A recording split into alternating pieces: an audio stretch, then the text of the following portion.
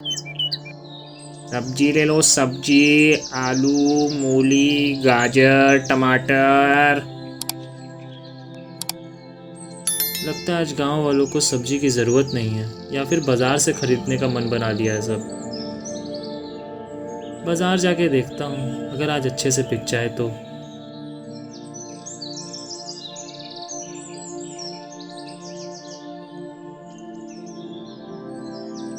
सब्जी ले लो, ताज़ा ताज़ा सब्जी, हरी सब्जी ले जाओ सस्ते में। आलू, मूली, गाजर, टमाटर। अरे भोला बाबू, क्या बात है? आलू कितने रुपए के हैं? मालिक आप लो, हम कम में दे देते हैं। पर कितना कम में, ये तो बताओ। मालिक 15 रुपये लगा देंगे आपके लिए, नहीं तो 20 का बेचता हूँ। रहने दे भोला, तेरे आलू इतने महंगे हैं। देख रामू के ठेले में कितनी भीड़ है, वो आलू 10 का बेच रहा है। अरे मालिक सुनो तो ज़रा, आइए हम ही से ले लीजिए 10 रुपये में आलू। चलो दे दो भोला, इतना महंगा सामान दोगे तो कोई नहीं लेगा। चलो ये लो तुम्हारा 10 रुपया, अब मैं चलता हूँ।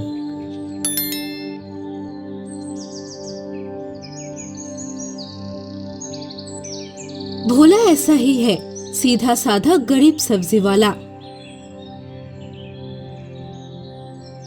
भोला का परिवार में उसका पत्नी मौली, 5 साल का बेटा राजू रहता है। राजू हमेशा बीमार रहता है। भोला बहुत ही अच्छा इंसान है। वो खुद गरीब है, लेकिन गांव में सबका मदद करता है। भोला का एक छोटा जमीन है, उसमें ही वो खेती करके जो भी फसल उगते हैं उसको बेच के ही उसका परिवार चलता है। अरे ओ सुनती हो, देखो मैं बाजार से आ गया। अरे आज पूरा टोकरी तो आपका भरा है जी, आज भी कुछ नहीं बिका क्या? नहीं भाग्यवान, आज लेके 3 दिन हो गया है, कुछ नहीं बिका है।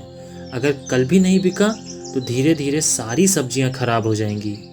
हाँ जी, साथ में घर का भी हालत ठीक नहीं है। राजू का तबीयत फिर बिगड़ गया है। जल्दी अगर किसी वैद्य को नहीं दिखाया तो पता नहीं क्या होगा। हाँ भाग्यवान, पर करे तो करे क्या, बोलो।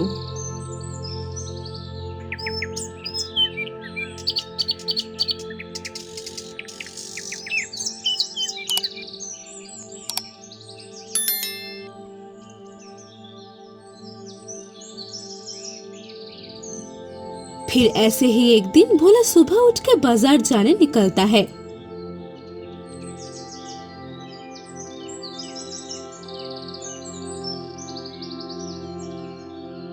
कुछ दूर जाने के बाद भोला को एक कुटिया से रोने का आवाज मिलता है, जैसे कोई बूढ़ी औरत रो रही है।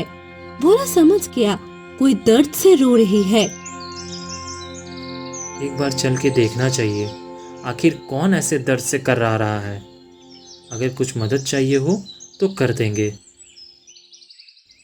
माँ जी, क्या हुआ आपको? आप बहुत बीमार लग रही हैं। हाँ बेटा, मैं बहुत बीमार हूँ। शायद अब और नहीं बच पाऊंगी। मेरा समय आ गया है। माँ जी, आप क्या यहाँ अकेले रहती हैं? आपके अपने लोग सब कहाँ गए? हाँ बेटा, मेरा इस दुनिया में कोई नहीं है। रुको माँ, मैं आपके लिए कुछ खाने के लिए ले आता हूँ।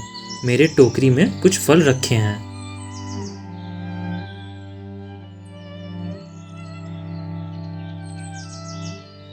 भोला उस बूढ़ी को फल लाके खिलाता है, पानी पिलाता है, सर में पानी का पट्टी लगाता है।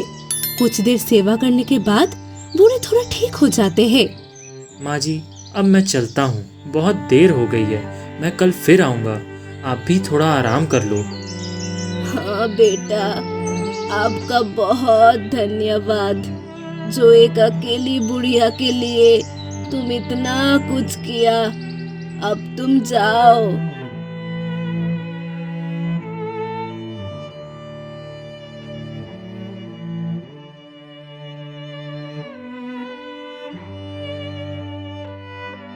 भोला वहाँ से अपने घर आता है।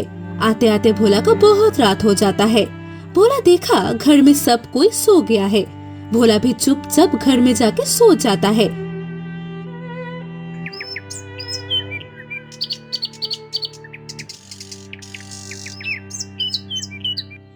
और सुबह सुबह भोला अपना सब्जी का टोकरी लेके बाजार के लिए निकल जाता है।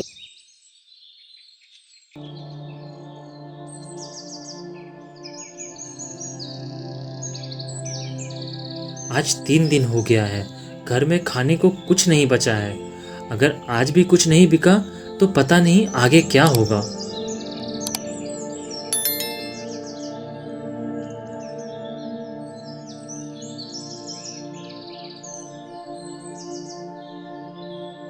अरे, ये तो उसी बूढ़ी माँ का घर है। कल बीमार थी और हम उनको बोले थे आज आएंगे। एक बार चल कर देखते हैं कि वो कैसी हैं।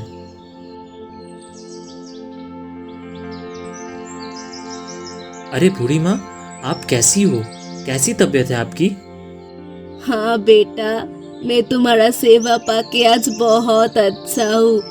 पर बेटा, मैं तुमको कुछ देना चाहती हूँ जो मेरे पास बरसों से पड़ा है। मुझे कोई ऐसा इंसान नहीं मिला जो इसका लायक हो। बस तुम संभाल के रखना। पर वो क्या है माँ जी, और मुझे ही क्यों दे रही हो?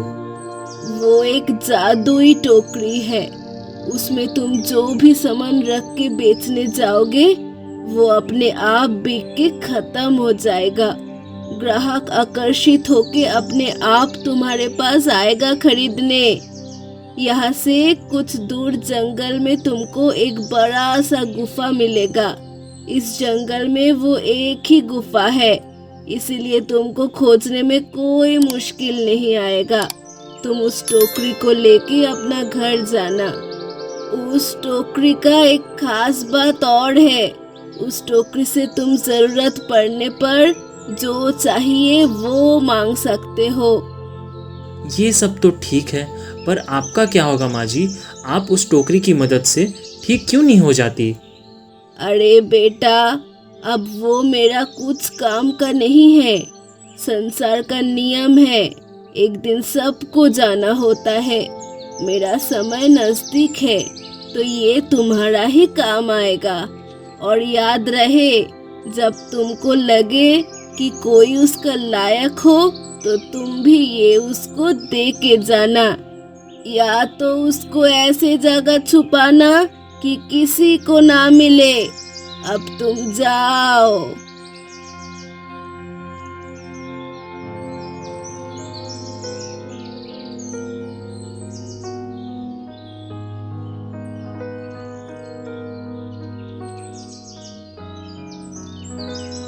भोला जंगल के उस गुफा में जाता है और देखता है वहाँ एक बड़ा सा टोकरी है।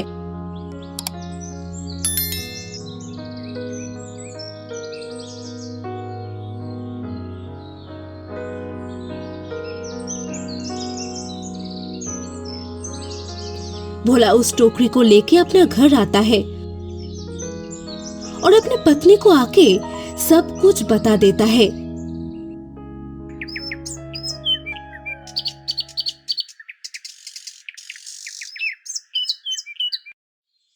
दूसरे दिन भोला उस टोकरी में सामान लेके जब बेचने के लिए बाजार जाता है तो देखते देखते भोला के सामने भीड़ लग जाता है और सारा सब्जी बिक जाता है। भोला खुशी मन से अपने घर आता है और उस बूढ़ी माँ को धन्यवाद करता है। जब भोला उसका घर आता है तो उसका पत्नी बोलता है, ए जी सुनिए, सच में ये टोकरी जादुई है। क्यों ना कुछ और मांग के देखे? ज्यादा कुछ नहीं, अपना बेटा को ठीक करने बोलते हैं। ठीक है भाग्यवान, मैं बोल कर देखता हूँ। हे जादुई टोकरी, हमारा एक ही बेटा है और वो भी हमेशा बीमार रहता है। कृपा करके उसको ठीक कर देंगे तो मैं आपका सदा आभारी रहूंगा। भोले का ऐसा बोलते ही उस टोकरी से एक चमकता हुआ रोशनी निकला और उसके बेटे के ऊपर पड़ता है जो कि सोया था। जैसे ही वो रोशनी उसके बेटे पर पड़ा, उनका बेटा उठ के खड़ा हो गया और ऐसा लगा जैसे उसको कुछ हुआ ही नहीं था। बस अब और क्या था, भोला अपना परिवार के साथ खूब खुशी से रहता है। उस जादुई टोकरी से सामान बेच के भोला खूब अच्छा पैसा कमा लेता है। पर भोला उस टोकरी से कुछ और नहीं मांगता है। भोला उस टोकरी से सब्जी बेच के जो कमाता है वो उसका और उसका परिवार का गुजारा करने के लिए बहुत है। जब तक वो बूढ़ी माँ जिंदा थी, भोला रोज उसके पास जाता था और उनका सेवा करता था। बूढ़ी अब नहीं है। भोला उस बूढ़ी का अच्छा से किया कर्म भी किया, अपने बेटे के जैसा।